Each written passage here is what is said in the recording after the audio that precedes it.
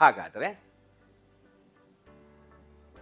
ಈಗಿನ ಕಾಲದಲ್ಲಿ ಹೇಳುವಂತಹ ಹೈಪೋ, ಹೈಪರ್, ನಾಡ್ಯುಲರ್ ಗಾಯ್ಟರ್ ಇದರ ಬಗ್ಗೆ ಏನಾದರೂ ಹೇಳಿದಾರಾ ಅಂತ ನಾವು ಯೋಚನೆ ಮಾಡಿದರೆ, ಆಯುರ್ವೇದದಲ್ಲಿ ಸಂಪೂರ್ಣವಾಗಿ ದೋಷಗಳ ಮೇಲೆ ರೋಗವನ್ನು ವಿಭಾಗ ಮಾಡ್ತೀವಿ.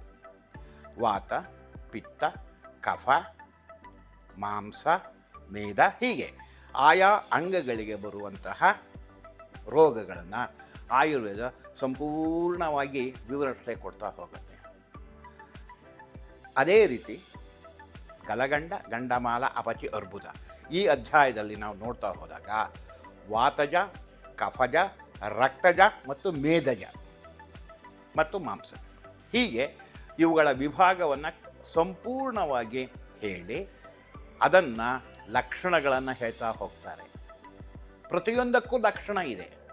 ಆ ಲಕ್ಷಣಗಳನ್ನು ನೀವು ನೋಡ್ತಾ ಹೋದರೆ ಈಗ ಈ ಆಧುನಿಕ ಕಾಲದಲ್ಲಿ ಹೇಳುವಂತಹ ಹೈಪೋ, ಹೈಪರ್, ನಾಡ್ಯುಲರ್ ಗಾಯ್ಟರ್ ಇವುಗಳ ಎಲ್ಲ ಲಕ್ಷಣಗಳಿಗೆ ಸರಿಹೊಂದುವಂತಹ ಅದೇ ಒಂದು ಗುರುತನ, ಅದೇ ಒಂದು ಲಕ್ಷಣವನ್ನು ತೋರಿಸುವಂತಹ ಲಕ್ಷಣಗಳು ಮಾಧವ ಹೇಳ್ತಾ ಹೋಗ್ತಾರೆ, ಸುಶ್ರುತ ಹೇಳ್ತಾರೆ.